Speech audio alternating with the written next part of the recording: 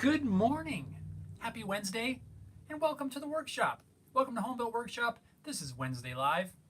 We're going to hang out for a while, have some fun, talk about shop and all that good stuff, and just in general, hang out and drink some coffee. At least that's what I'm going to drink.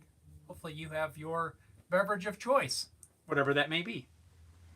I'm feeling like I'm really close to you guys right now, but I think I have the camera a little close here. Let's scoot it back because I'm feeling a little crowded. You're crowding me. Not really, but there we go. That looks a little better. Right on. Well, what is going on in your world? We're busy here around the shop. We're going to get to that here in just a few minutes. We'll give you a few minutes to tune in and settle in. Grab your coffee or whatever. And Henry's here. Henry, good morning. Henry says morning. How are you, Henry?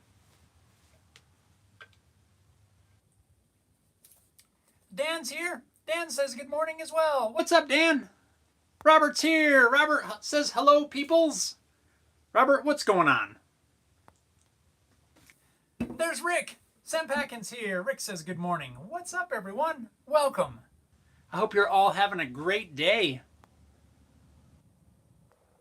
Right on, right on.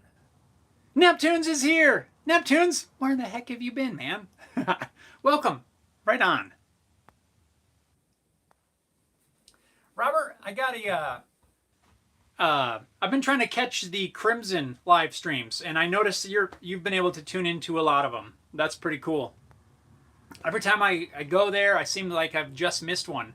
I don't know if I'm subscribed to the channel, so I don't know why I haven't seen the notifications that they've gone live. But somebody mentioned that I was mentioned in one of those recent live streams, and I haven't been able to track that down yet. So if you happen to know which one it was, let me know, because I don't know. I was trying to catch up. Let's see. Sempackin says, just starting the day. Coffee into live. There you go. Cheers. Coffee cheers to you, my friend. Neptune says, yeah, sorry, I've been real busy. Oh, you don't have to apologize, man. It's all good. I know how it is. I was just giving you a hard time. Yeah, there's a lot of stuff. We get busy with life and with other things outside the shop. And, it'd be nice to be able to just put a cot over in the corner of the shop and just spend all your time there, but we can't do that. It's not realistic, no matter how much we, if we'd like to or not. But it's all good. I'm glad you're here. Backwoods Boy says, good morning, everyone. What's going on, man? Good morning. Robert says, not much good anyway, having to deal with the passing of my cousin Patrick. Oh, Robert, I'm sorry, man. I know. My condolences. All right. Backwoods Boy, what have you been up to? What are you working on?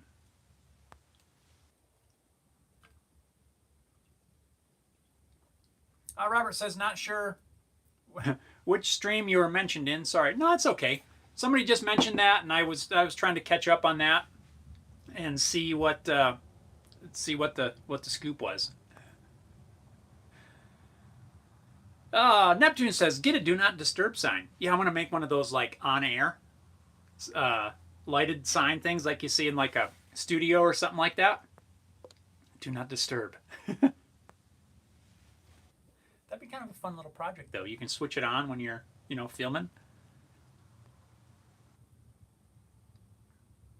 Sempackin says, I'm just about finished with the 3 CBGs that's in the order along with the Prince build. Nice. Yeah, I saw those pictures. Some of the pictures you've been sharing over on the, on your page, and as well as in the group, in the Home Built Workshop Facebook group, if you're not a member. Henry says, sorry to hear that, Robert. Hope all is well. Let's see. Backwoods Boy says, doing good. Just having some coffee to start the day. Yeah, I'm with you. Coffee cheers. Coffee cheers to all of you. Even if it's not coffee time in your part of the world, but cheers.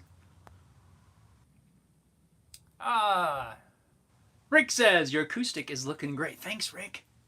We'll get to, let's jump into that right now.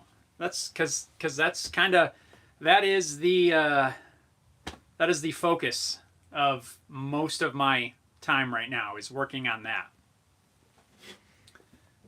So here, look at this. Look at it. Can you even believe this? I have a closed box. I cannot tell you how happy I am to be at this point. Like, this is incredible.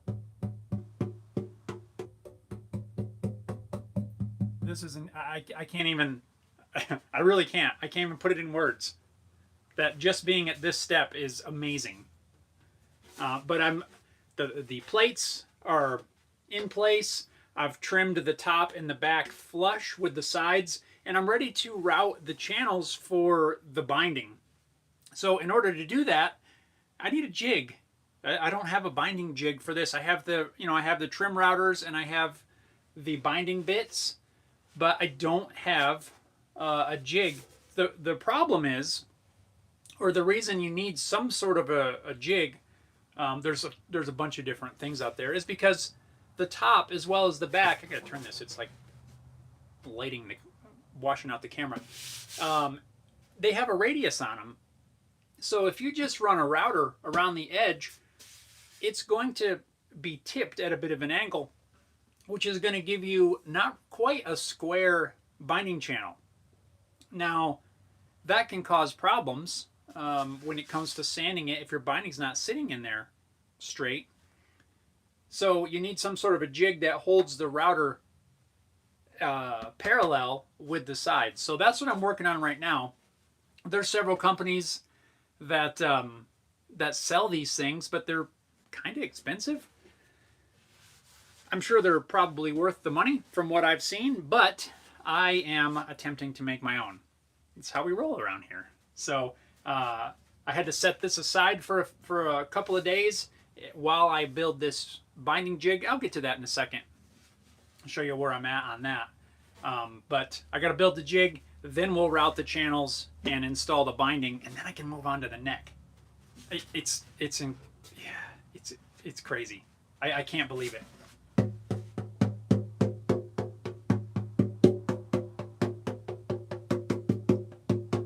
It even sounds like a percussion instrument, which sort of is what it is. It's kind of like a giant, weird-shaped drum. All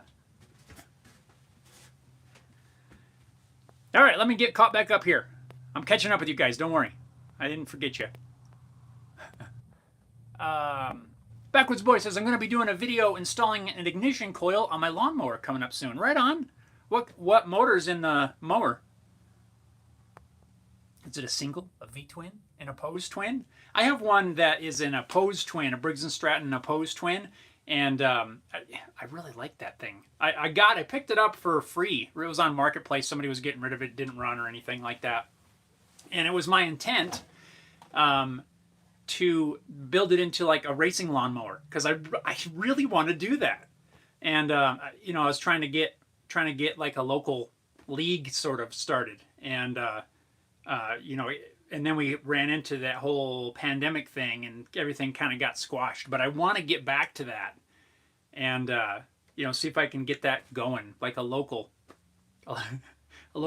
lawnmower racing thing. I just think that would be cool. But I really like the sound of that opposed twin. It's just really cool. Let's see. Robert says, Henry thinks it will get better sometime anyway. Yes, it will, Robert. Anthony's here. What's up, man? Anthony says, you jamming anymore, Jeff?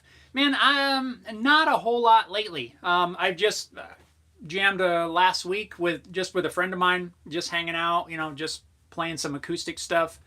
I haven't been doing much, really, since the whole pandemic thing. Kind kind of overtook the world for a little while. The last thing I was doing before that was a cover band. You know, just playing cover gigs, you know, playing the whole night kind of thing, and it was really fun. But yeah, I haven't been, and I miss it. So now I'm just building guitars, trying to, you know, still get my guitar fix. How about you, man? Are you playing or anything? Anthony and I used to play in the original band together for a while. Right on, dude. Hope you're doing well. Rick says that's a huge accomplishment, dude. I can't even tell you how. Yeah. And Neptune says, looking good, Jeff. Thanks. Robert says, as far as you being mentioned, it might have even been me that mentioned it. I think I told the stream you were building an acoustic for your GGBO. Oh, the acoustic is not for GGBO. My great guitar build-off entry was the 6-string cigar box guitar. This one, I will not have it ready in time to submit. Although if I were to, I could probably submit it again, or submit it as a build. But yeah, this one is not my great guitar build-off build. That was the 6-string cigar box. But Backwoods Voice says, wow, that's really coming along nice. Thank you. Sam Packin says, those jigs are big money. Yeah, they're several $100s, like up in the $300-400 range by the time you buy the bass and all that. And none of those things, even when you spend all that money on the jig, it doesn't even come with a router. So you still got to buy that. So I am trying to come up with a jig that still has a lot of the features that that you see on some of the commercial ones, but I'm trying to get it to. I'm trying to see if I can do it for less than the whole assembly, including the router. So I think it's going to work out okay. Once I get this done, it is my intention to then probably release a set of like drawings, kind of a plan sort of, and probably a companion video. And you know, so if somebody wants to build it, I'm going to try to build a whole parts list with the you know, technical drawings for the whole locations and everything, and then you know, kind of release that as a kind of a plan pack or whatever. But I gotta build this one first, see how it works, see what I need to change, modify, all that, and then I'll update the plan or the drawings, which I've got all that done. It's just a matter of making sure that everything's good. Sam Packin says, what's the label say inside? Oh, good eye, man. It just has the Haley Guitars logo, and then I have a model number, which for this one I put you know, just 001, and then a serial number, and then I signed it. So just to kind of make it a little bit more official, you know, because even though this one is not intended to be sold, I still want to have the label, and I'll probably update that for the next acoustic builds, but this one works for now. And yes, there will be next acoustic builds. There is something to this process that is different, I think, than doing it like a solid body electric. I love making a solid body electric, but this one, it's a whole nother animal. And a lot of that could be because this is my first one, and there's just so much to learn and so much to take in. But still, it's amazing as everything comes together, how many steps there are and how many things you have to pay attention to.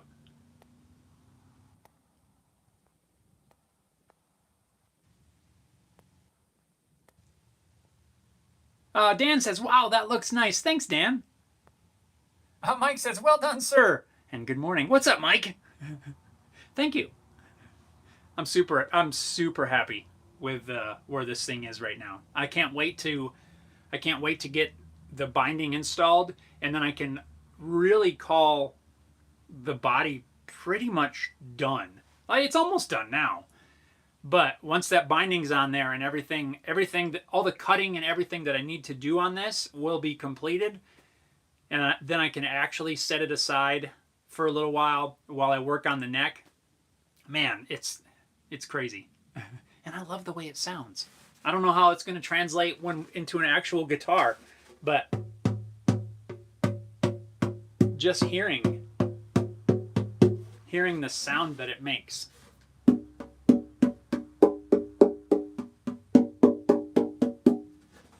It's nuts, absolutely nuts.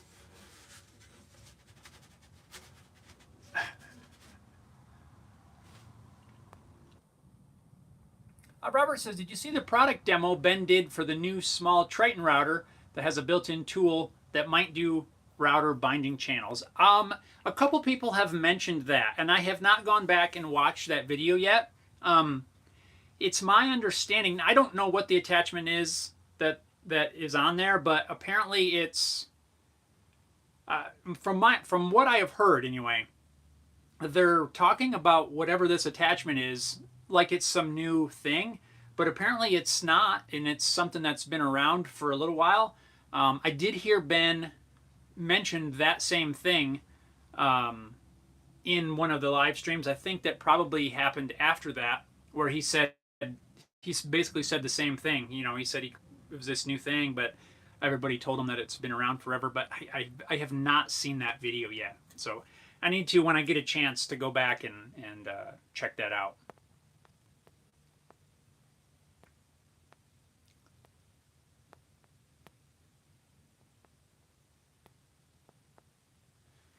Backwoods Boy says it's just a single cylinder Tecumseh, 6.5 horsepower on the Toro. Nice. Robert says the body of the guitar sounds really nice. Have a pretty good tone as you tapped it.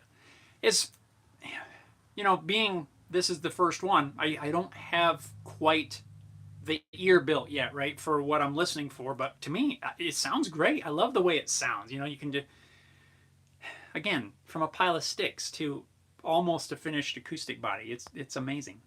I can't believe it. Neptune says, link to the Great Guitar Build-Off. Hey, yeah.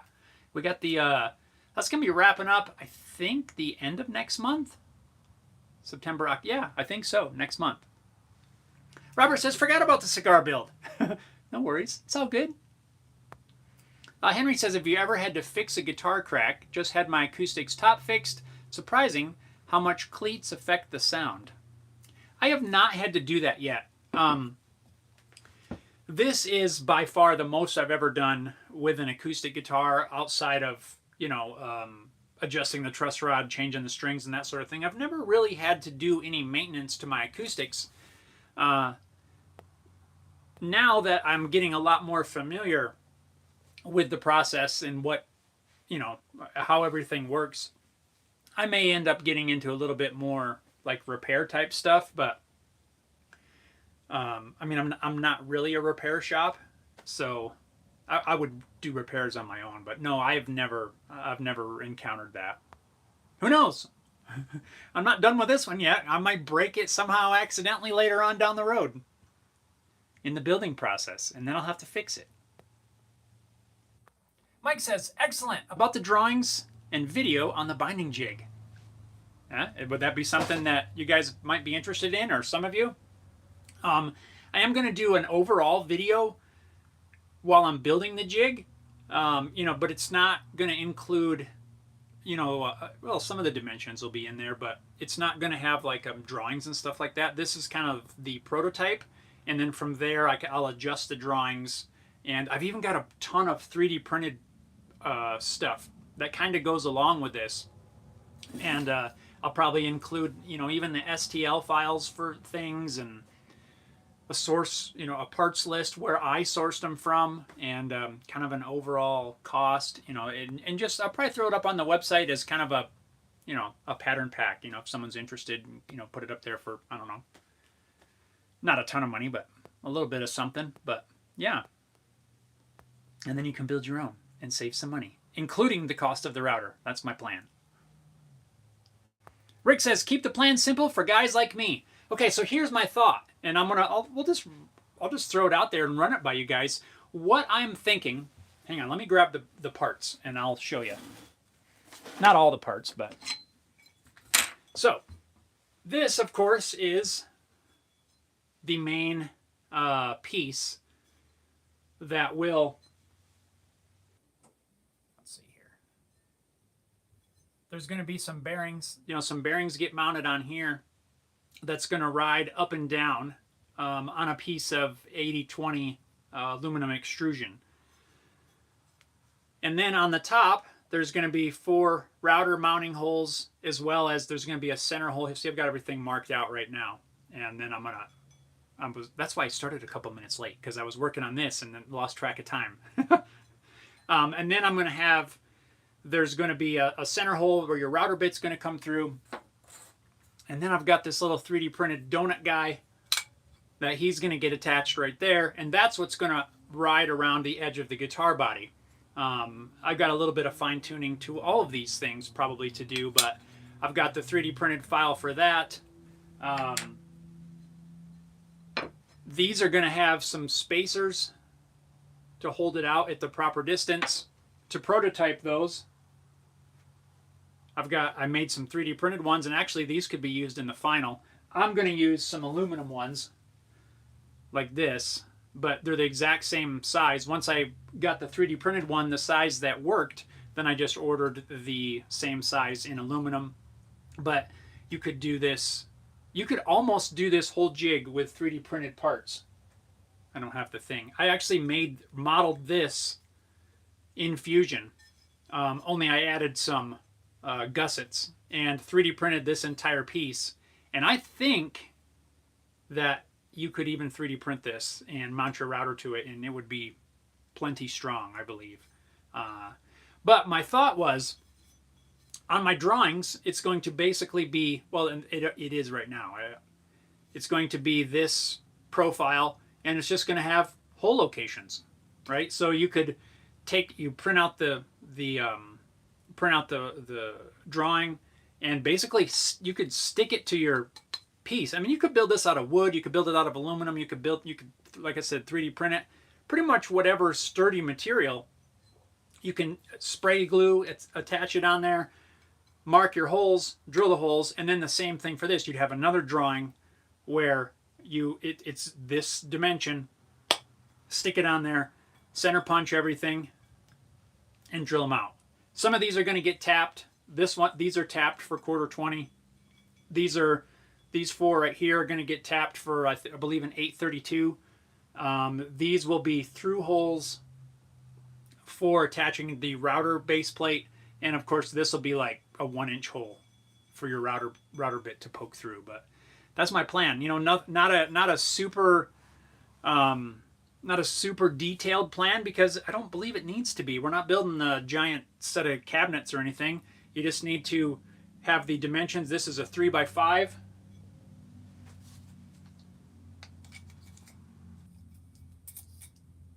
Yeah, it's a 3x5 angle. Again, you can make it out of wood, and attach your router to it.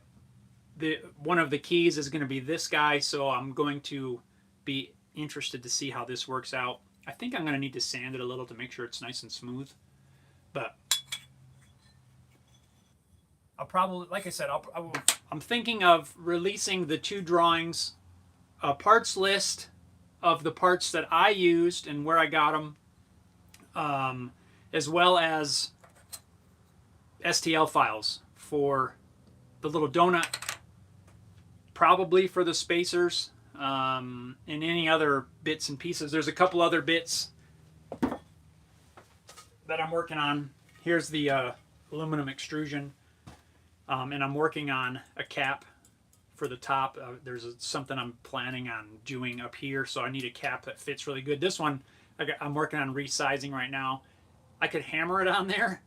I don't think I'd get it back out, so I got to change the dimensions. But all that stuff I would like to put all together into a little pack. So if there's something, I don't know, I'm just throwing it out there.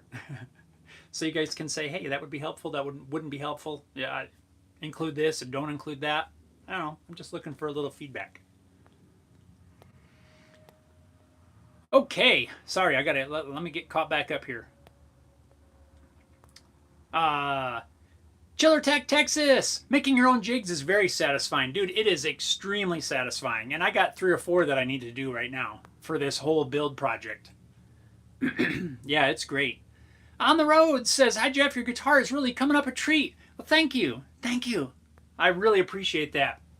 And again, I'm so excited to be at the step it's at right now, and I've got a long ways to go. But if this is any indication of how it's going to be when I string it up for the final time, whew, I'm going to probably keel over of a heart attack. Sam Packin says, "Label gives it a finished look. When you're done, a professional look." That's kind of why I included it. Even though it's the first one and it's not going up for sale or anything, I still want to have all those little touches on there. Robert says, "Yeah, that jig really does not look too difficult to build to do the binding with." No, it really doesn't. I don't quite understand. I don't understand why it costs so much, really. For some versions, I've seen a couple versions that are, fairly elaborate, but you guys, I'm sure, know that you guys will know the version that I'm basing this off of. But I've done a bunch of research or comparison of different models and stuff, and I've kind of picked a few things that I like from each one. Excuse me. And I'm trying to include those in this. So I think I've got a couple. Again, I don't know yet till it's done, but I think I've got a couple features in here that are going to make this pretty nice to use. We'll see. That's why we're building the prototype.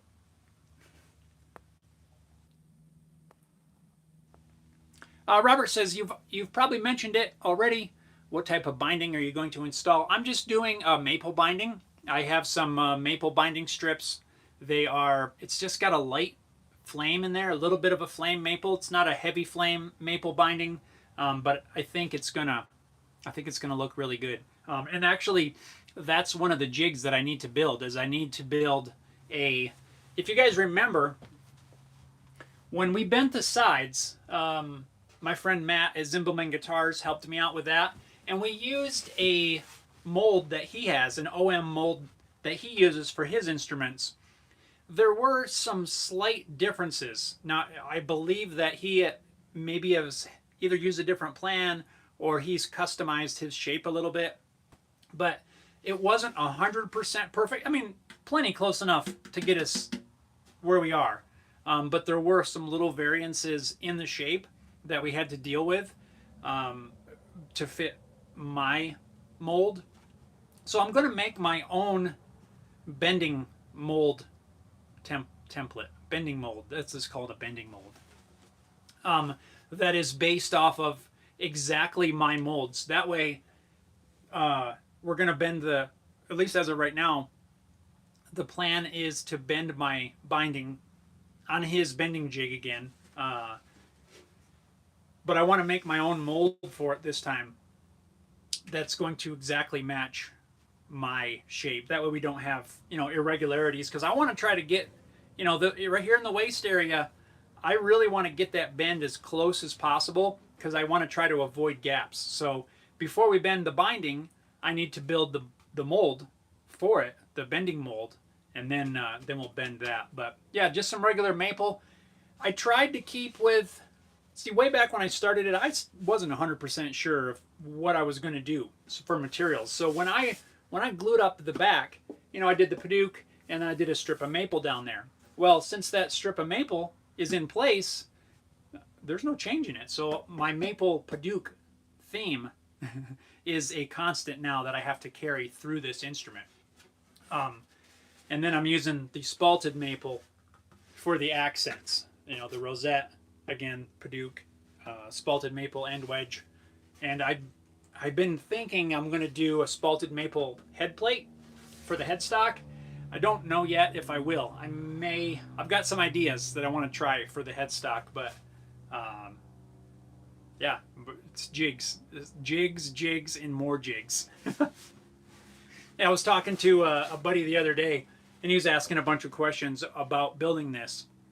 You know, how long it's been taking and everything. And, you know, I was explaining how, like, this is my first one, and there's so many jigs, so many fixtures, so many templates, so many other things that really don't progress you on the build, right? Like building a bending mold.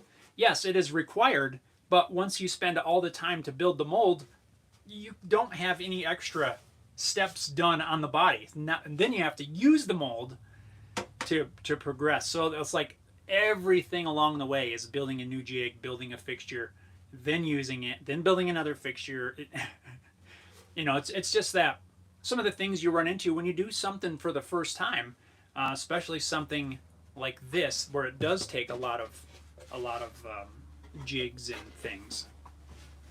But I've really been enjoying building all these jigs, and it helps me to understand the process it helps me to understand everything a lot more. Even, you know, knowing why are we building this jig, why are we building it the size we're building, and all of that. And it just, I'm really enjoying it. Of course, once it's done, they're done for this shape, right? When I do a different shape, we got to do it all over again.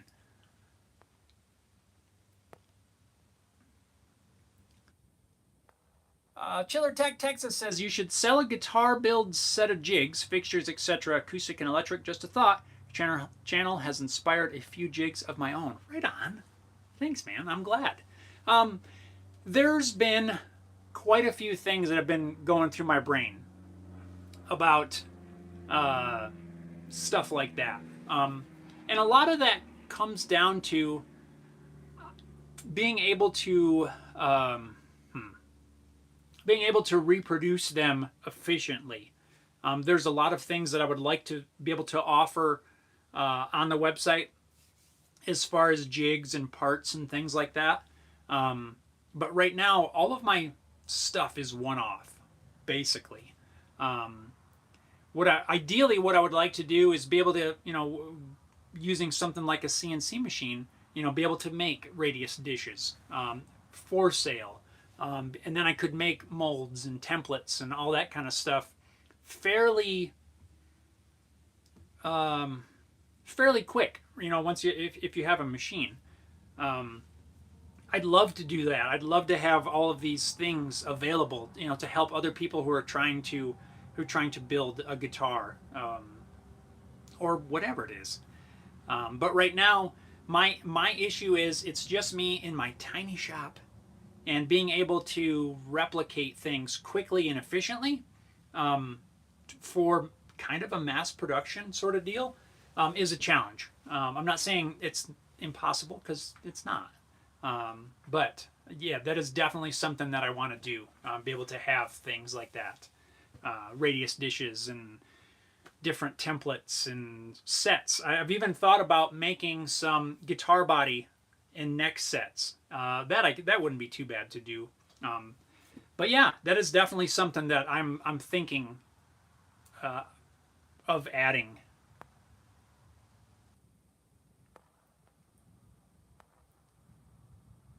So Chiller Tech, yeah, that is something I want to do. Giovanni's here. Giovanni says, "Hi Jeff, what's going on, Giovanni? Cheers." Robert says, "Yes, I might like the drawings of that jig." Right on. Like I said, the drawings are done. I just have to I have to build this one, use it, figure out what I need to change. You know, proof of concept, and then R&D, and then I'll get it released. Harry Dude says, "What's up? Sorry I'm late to class, sir." Where's the ruler? I'll smack your knuckles with the ruler. Oh, that's not a thing anymore. No, I guess you can't do that. What's up, man? How are you doing this fine night for you? Henry says, "Kind of weird, but for the nut and saddle of the acoustic, get cow bones from the butcher. There are a bunch of videos online for drying, prep, tons of high quality for cheap." I have heard about that. Mike says, "Design the Haley logo in the cap." That is exactly what I'm planning to do. I don't have the little template I've been working on. Yes, I was thinking about ways I can incorporate that, and I think I've got an idea of how I want to work that in there. It's going to involve a little inlay. That's the plan. At least I'm still also ironing out my headstock shape. So I've got a plan at the moment, but once I make the template for the headstock and I make kind of a test piece, I got to see how it's going to look.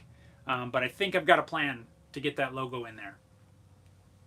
Sam Packin said, would you consider having the 3D printed pieces available for guys without a printer? Possibly, yeah. I could probably add that as a package, really, and kind of include the whole thing. Yeah, I don't see why that's not an option at all. You know what? Here's something kind of crazy. Here's something to. I even thought, this is a wild thought, right? I even thought about 3D printing this rail.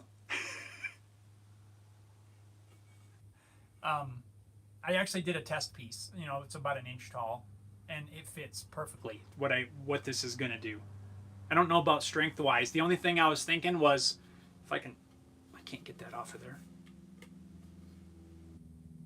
Well, look at this end.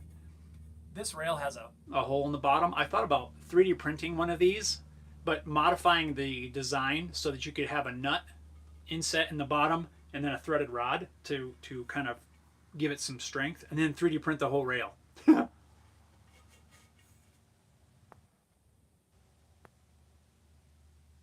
Donna's here. Donna says, good morning. What is going on, Donna? How are you this fine Wednesday morning? Henry says, I think it would make sense to sell plans. Selling product would be a lot for your small shop, then parlay those funds into a CNC. Just a thought. Yep, you are on the money, my friend. That's exactly what, that's the road. Yeah, I'm not knocking my small space because it works most of the time. But to try to mass produce products in any sort of quantity, yeah, it's challenging. It really is. Meanwhile, trying to still make videos and build things and stuff like that, it's a challenge. So yes, plans for different things as a stepping stone. Get the CNC, then I can better do certain plans and jigs and things. Yep, that's exactly it. Mike says, I was talking about the extrusion, but the headstock would be nice as well. Oh, I gotcha. Mike. The final cap here is going to be, it's going to change. There's going to be some stuff on the top of here. At least that's the plan. This is just kind of a prototype to get the fit down. My plan is, oh, there it comes. My plan is to, once I get it fitting, then I have to continue the design process to do some stuff up here. I'm not quite sure how that's going to look yet. But, yeah, I got to change the tolerances on this, and then I'll print another one because I want it to fit on snug, but it's really snug right now. So I don't think the final version will have this flat top. It might.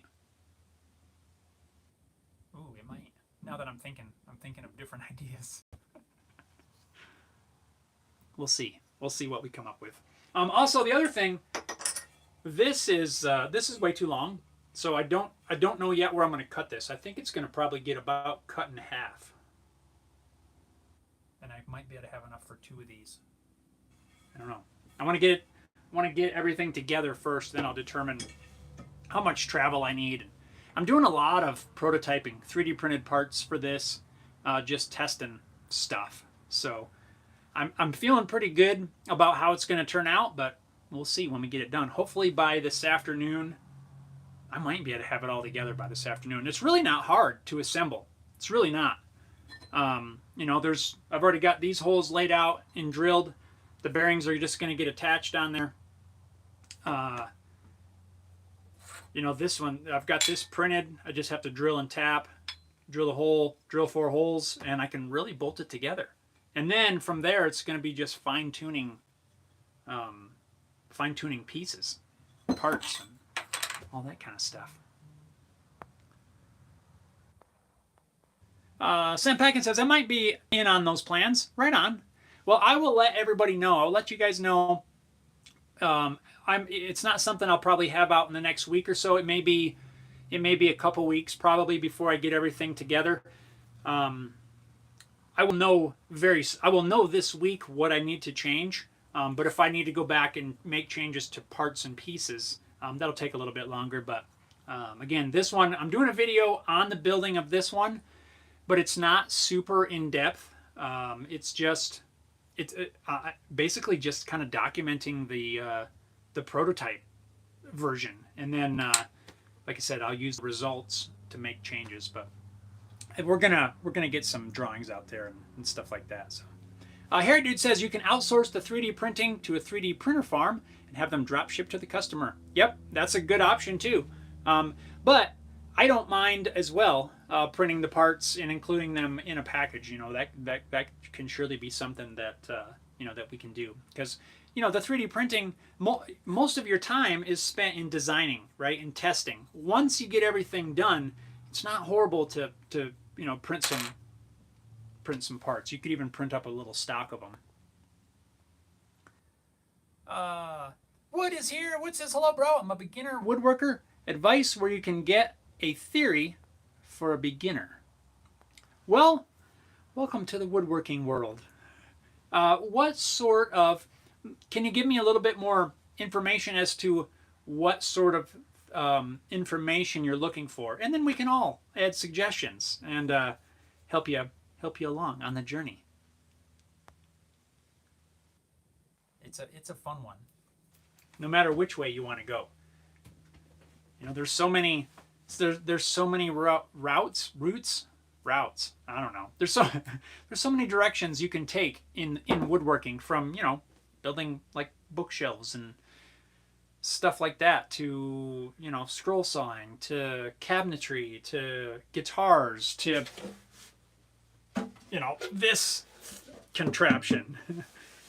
So yeah, give us a little bit of a direction as to what are you looking for? What kind of things do you like to build? And we'll all offer up some suggestions for you. Mike says, do you use PLA for your disc, or will you be using PETG for the final material? This is PLA. I'm gonna see how it works. I think I will probably reprint this because I didn't do a very fine detail. I didn't slice it with super fine details because I'm just testing fits. I'll probably go back, print it in the highest quality I can. Maybe, I don't know. I don't remember what I printed this for the infill, but I think it's going to work fine. But I don't know. Right now I'm just using PLA because that's all I have. I don't have any PETG. I do have ABS, but it's a little tricky with that. So for now, PLA it is. It's not going to be sitting outside or anything. I feel like it would work fine. Donna says, you always make beautiful guitars. Thank you, Donna. Did you see this one yet? Other than just a second ago when I held it up? I don't know if you were on when I was showing it. This thing is coming together. It's pretty incredible. I can't believe that I haven't destroyed it yet.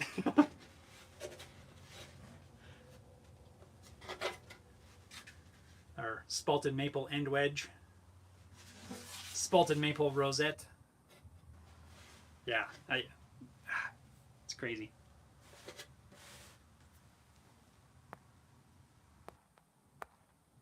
Alrighty, coffee. Where's that coffee? I see what I did with the 3D printed thing. I can't reach it. It's sitting over there. Donna says, it's awesome. Thank you, Donna. Neptune says, sorry, need to go.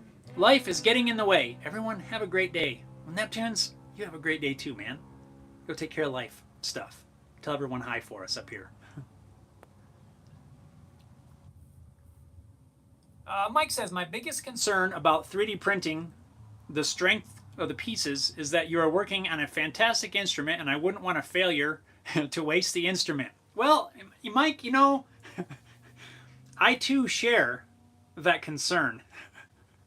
And that's also why I'm taking that into consideration when I'm building the pieces. I'm trying to build the strength into these. Let me grab that other one. I'm going to disappear from the frame here for a second, but talk amongst yourselves. I'll be right back. Seriously, don't go anywhere. I'm going to try not to kick the camera on the way by. And I'm still here, but I'm not. I'm coming back. I'm coming back. Talk amongst yourselves. I'm squeezing by the camera. Excuse me. Sorry about that. So I'm back. Yeah. I share I share the same concern. Because I know, you know, the 3D printed parts, there is a little bit more of a chance for failure, right? I mean, that's not a, I don't feel that that's an invalid concern. I'm trying to take into consideration the fact that it can, you know, that can be an issue. I printed one of these without these little side deals. And it felt decent, but I added these little side gussets. Let me see, where's my router?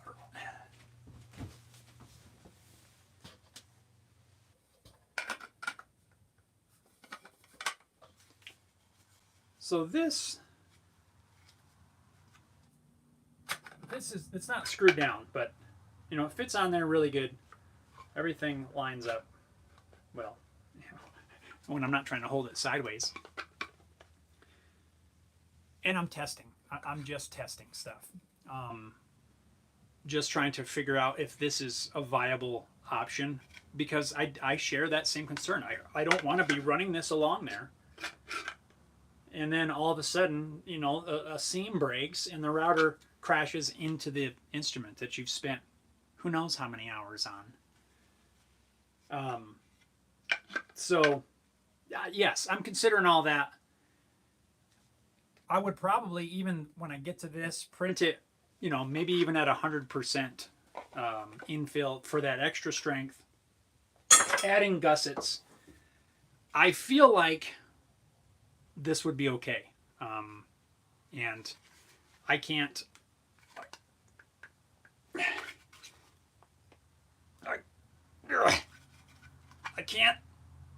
I can't break it. I mean, I probably could if I really got crazy with it, but I don't feel like a router, you know, what, 3 pounds or whatever is gonna break it. But I do share that exact same concern, and it is something that I'm, you know, trying to take into account. But I think something like this would be a fairly easy way for somebody to, you know, to get into a jig that normally costs hundreds and hundreds of dollars. You know, if you could get these parts and add some bearings and, you know, and some 3D printed spacers, you could have the whole frame pretty much 3D printed. I'm not sold on the 3D printed extrusion yet, but it is something I'm exploring. Henry says, gotta run. Thanks, guys. Right on, Henry. Have a great day, man. Mike says, where did he go? I'm back. Hair Dude says, infill and perimeter settings are your friend for 3D printing strength. I use 3 perimeters and minimum 20% infill. Design fails are another thing. Yes, I think, Hair Dude, I think I use the same settings. I think I use a 3-layer outer wall. I think it's 3, maybe more. I don't know. And I typically print in 20% infill. If I was going to when I'm actually going to test this, I'll probably print it with more infill. Maybe not 100, maybe 50, maybe 75, but I would probably increase it though, because I definitely don't want this to move. I don't want it to move. I don't want it to wiggle. I don't want it to break. I don't want anything to happen to it. Neptune says, quick last input, print in resin. Yes, that's a good call too. I'd have to get a resin printer that this will fit, 3x5-ish. Shouldn't be a problem.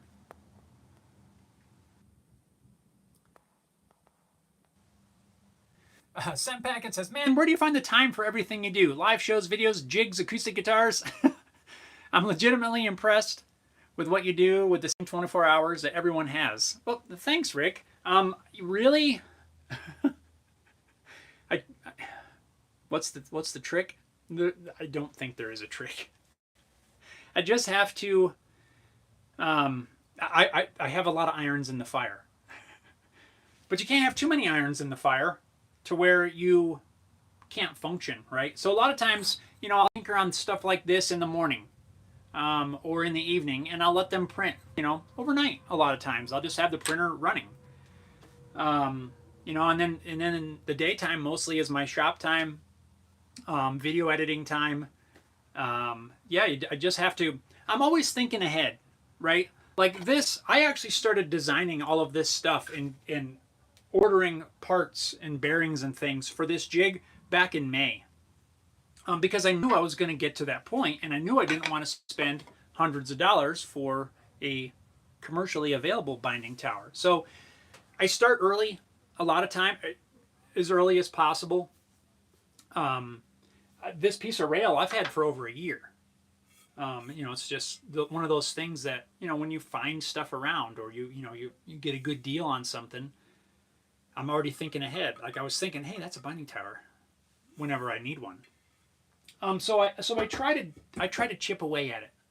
The earlier I found, the earlier I can start. Like I know I'm going to need a binding tower, so I'm just going to start. I'm just going to start on the design. That way I don't get to the point right now where I'm ready to route for binding, and now I've got to spend, the hours and hours and hours designing, printing, measuring, buying, ordering. I've already got most of that done. So now I'm just down to fine tuning. So that's how I try to do a lot of stuff. Like I try to plan ahead, and I think that helps me out quite a bit, because then I can do, an hour or two in the morning after I drop the kiddo off at school. I can work on the design stuff or video editing, and then I can get out here, do some actual work. And then usually in the evening, I'll, scoot back out here for a little while and work on something, or maybe do some more editing. I don't know. You just have to be deliberate and diligent with your time, really. And I know it sounds silly and maybe kind of simple, but that's the only way I know how to explain it. I'm not one that claims to get, 3, 4, 5 hours of sleep a night because I'm so busy working. I got to get rest in there too. So I got to try to be efficient, as efficient as possible. I don't know if that's helpful at all, but it's kind of how I do it. I try to plan ahead. I know I have a schedule, well, a tentative schedule for videos and projects and things that I'm working on. And, so I know that my video for this coming weekend is installing the end wedge. That's already done. The week after that is going to be closing the box. I know the week after that, I know roughly how far out I need to have a project done. So, if I'm routing the binding if I need to have the binding video done, I can't wait for the next 2 weeks before I work on stuff. I just gotta get on it, get it done, and that's my thing. Since a lot of what I do is producing the videos and uploading them, for YouTube, I've got to get the one that's coming up this weekend. I had to have done last week so that I could get it all edited. So I've got to always be thinking ahead on stuff. So I don't know if that makes sense. I'm probably just rambling. If I am, my apologies. Corey says, with a 3-pound router, it can put out close to 1,500 pounds of torque. That's why you want to use a metal router Oh, router mounting bracket. I hear you. I agree. You know, it's going to you've got a lot more. You've got more forces there than just a spinning bearing, right? You've got the weight sagging on the thing. You've got rotational force, and it is unplugged. Rotational force. There's a lot of forces there. So yeah, I'm not disagreeing with you at all. It's just like I said, it's just something that I'm trying, something that I thought would be, it could be fun, and I really truly feel like I would dare trust this, I think, over my instrument, and we might put that to the test in the video. Actually, we probably will, just because. I might print another one, but I think it's strong enough. I really do. Mike says, with a router and the vibration is the risk. I would want to place the PLA in compression rather than tension. That way, you mean? I think either way, I really feel like it's strong. It's pretty stout. I don't know. I love hearing the concerns though, because they're all valid concerns. Oh, the other thing I did when I added these gussets, so this aluminum one is going to get mounted this way, right? The bearings are going to be back here and the router's sticking out the top, so it's going to be in this orientation. For the 3D printed one, I would reverse that, because with it this way, this is kind of interfering with some of the space underneath here, and I wouldn't want that in the way. So I would flip this around this way, have the bearings, and then these gussets are adding some, what would you call that? I don't know. There's probably a name for that kind of support. I don't like those bridge cable thingies. But I feel like that's going to keep it from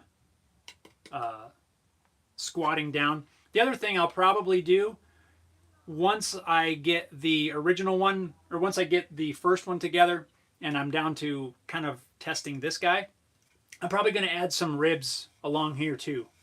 Just some little bump outs. Really, I need to determine how much room I have there. You know, how far out can I bump the little ribs or whatever, just for some extra strength. I think I know about where I can go, but again, I'm kind of at the testing stage. But I really do feel like it's going to work.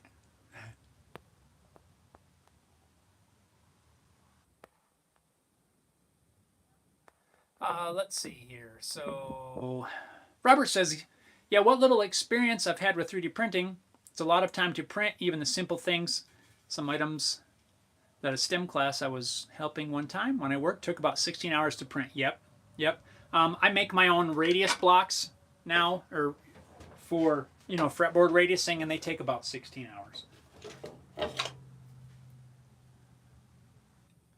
They take quite a long time, and this is one of those things I'll load 2 or 3 of them on, on the printer, and then I just once it gets started successfully, then I'll just go to bed and wake up in the morning and they're almost done. Yeah, it does take quite a long time, but that's another thing. You kind of just figure out how to work with it. You got something is going to take quite a while to print. I forgot what this takes, but this was an overnight print. You just plan for it, right? Even so, if I do the design work and I get to, and it's mid-afternoon, I'm not going to stop. I'm not going to start that print because I don't want it to end at 2 o'clock in the morning and then it's sitting there on the printer the whole time. So I'll wait till later in the evening, start it where it can run overnight, wake up in the morning, and it's just about done. Tony says, I've got more irons in the fire now that I'm retired than when I was working. I have heard that is quite the case. Major Upgrade says, go watch Daria Long, ER Doc's TED Talk on triaging your busy life. Fantastic. Interesting. I might have to check that out. Basically, we all have varying reds, yellows, greens in our lives. Oh, nice. Right on. He says also good morning. Good morning to you.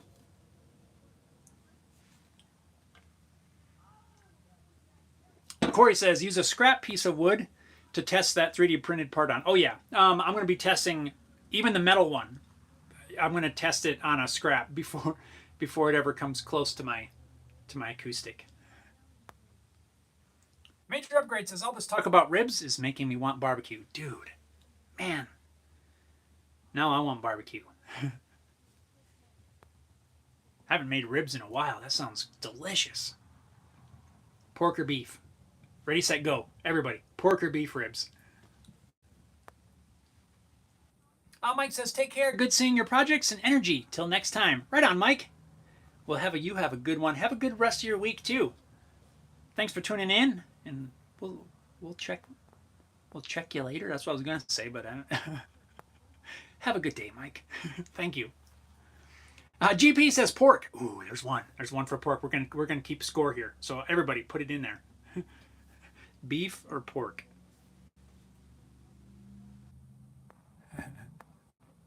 Robert says either, but mostly pork.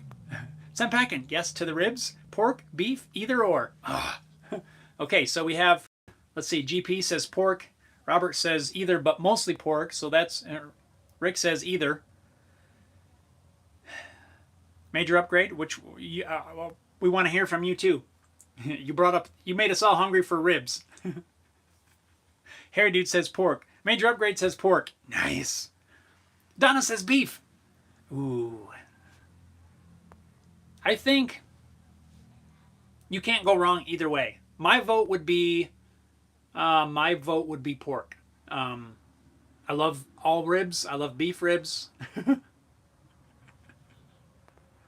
But I think I'm going to go with pork. I like them with a nice dry rub, on there. On the smoker. Whoo. Robert says, finding beef is just a bit harder to find. Yeah, depending on where you are, yes, and I've noticed that sometimes it's hard to find.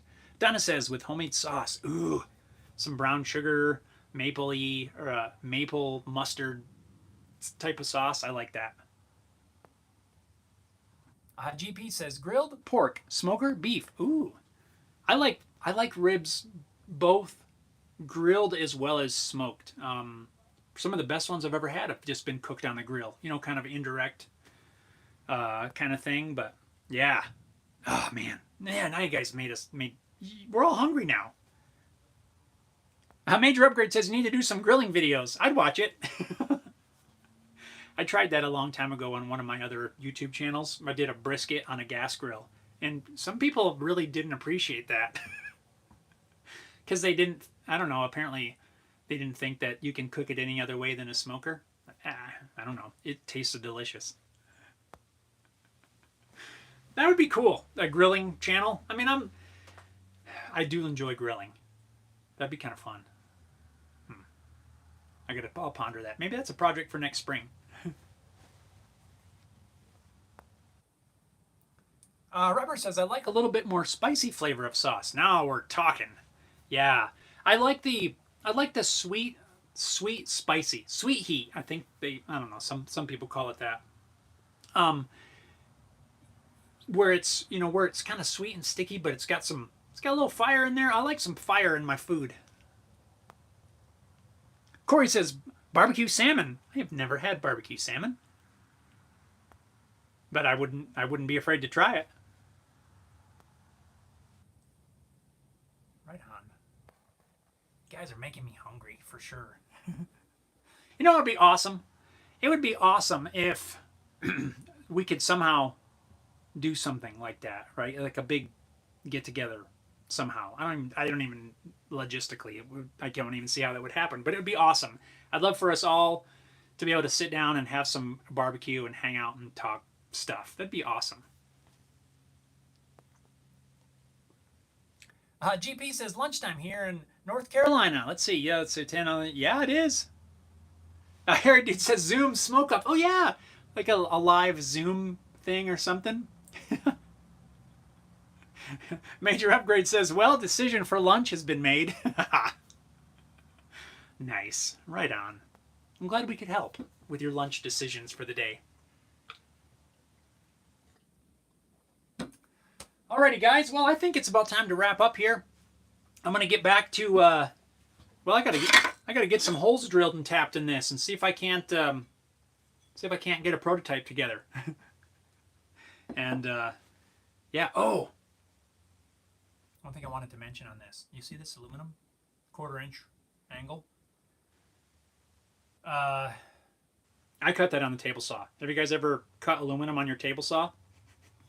I have before, right? So apparently, so the aluminum is softer than your blade, of course. But I've never cut anything this thick, so I tried it. I did a couple passes. It works, and it worked super well. Side note, I just thought about that, but you'll see it in the video when this one comes out. Anyway, Harry Dude says, my neighbors might ask questions about the smoker running at 2 a.m. No way, not unless they don't like me. GP says, yep, time to head to the shed. Right on. Robert says, I have a Weber charcoal grill I've had for years, but I've only used it a couple times because it's such a hassle to cook on for just me. Well, you'll have to invite the neighbors over or something. Sempackin says, nice visit here. You've inspired me to get more done today. Have a good day, everyone. Right on, Rick. Thank you. Major upgrade. Have fun and happy barbecue day. Any day will do. Every day is barbecue day. It's like ice cream. Every day is a good day for ice cream. Right on, guys. Fun hanging out today. As always, I want to say thank you. I appreciate all of you guys taking the time to hang out. And hope you can get out there and do some building in your shed, in your workshop, in your basement, whatever it is. And also throw some meat on the grill. Doesn't have to be a smoker, but go cook some hot dogs even or something. I love grilled hot dogs. Corey says you can put salmon in a smoker too. Yes, I've heard of that. Right on, guys. Thanks again. You all take care. Did I say y'all? Or you all? You guys take care. Have an awesome rest of your week. And we'll see you guys next Wednesday over on the other platform. Thanks, guys.